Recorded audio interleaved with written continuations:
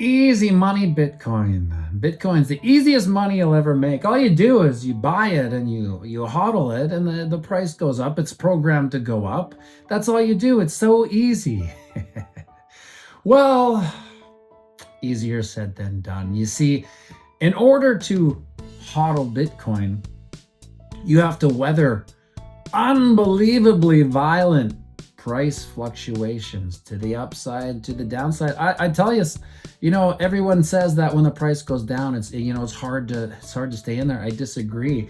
It's when the price is up that's the hardest to stay in, because that's when you're like, well, maybe I'll sell it and get some lifestyle chips in my life or something like that. But we all know, you sell that Bitcoin, someone else buys it, you never get it back again, and you have to buy in at a higher price. So it's just better and safer to just buy Bitcoin and hodl it. But it gets easier. It does get easier. See, you have to understand something called a time horizon. Now, what is a time horizon? The time horizon is your financial outlook as to how long you're going to hold said asset. So for me, my time horizon is 8 years, which is broken up into 2 Bitcoin cycles. The Bitcoin cycle is 4 years. It's predictable. Keep it simple. It's predictable. You tell people that the Bitcoin cycle is predictable, they're like, it doesn't make sense. It can't be predictable. I mean, yeah, I know. It's hard to fully appreciate how predictable it is, but the longer you're in, the more you understand how predictable it actually is.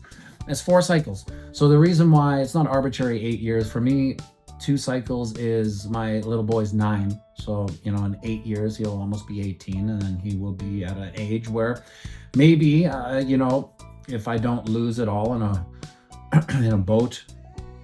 boating accident or something like that, maybe he can earn some of that for his life. So to me, that's why it's easy. Price fluctuation. I don't care if the price goes up or down. The longer your time horizon, the longer you look out into the future, the smoother the lineup gets. So right now so let's go back to time horizon. I have what you call a low time horizon. Now, when you hear low time horizon, you can exchange low for long. It might as well be long. I don't know why they say low. Long time horizon. It means your time horizon for holding the asset is long. That's what I have. So when you have a high time horizon, you can shift high or exchange high for short. High, short, low, long. Short time horizon. Most people have a short time horizon, and most people who have, like a job, a 9 to 5 of sorts, a career even, they have higher time horizons because they have this paycheck that comes in, every 2 weeks or every month, right? So they have this time horizon of 30 days. Well, what do I need to do to get to that paycheck? Well, that spends out what I got to do. And then so this 30 days comes and goes. That's their time horizon. Now, usually if you're self-employed or you have a business, your time horizon is naturally lower or longer because you have to look way out into the future, because essentially you do a lot of upfront work, a lot of sweat equity, and you put some capital, right? So if you have a high time horizon / short, that means, for instance, people wanting the 10x on some dog with cat hat, right? That type of time horizon, you might as well just go to the casino and, put it all on black or red. If you want a 10x overnight. Bitcoin is not a get-rich scheme. But if you have a low time horizon, that jagged up and down, violent fluctuations of price smooth out, and it just looks like this, constantly up. Now, there are what's called bear markets. Bear markets are hard, but personally, I enjoy bear markets because you know where you stand in a bear market. Bear market is where all the money's made. And if you have a friend that tells you, hey, at the bottom of the bear market might be a good time to start dollar cost averaging some of your money you've saved in a bank, God forbid it's in a bank, into Bitcoin. And why I say God forbid it's a bank, because once you put your money in a bank, most people don't know it's not even your money, right? And what do? They take your money, they lend it out 10x, right? They're making a ton of money on your money. What do they give you? Like, I don't know, 0.05 or that could be too much. I'm not sure. Whatever it is, it's the crime of the century. So every dollar you put in the bank, you've basically lost over the time that you have it in there. Because, so for instance, inflation and the debasement of currency, it's programmed into everything that you're earning. So you are earning fiat currency, that dirty blood money, warmongering fiat currency.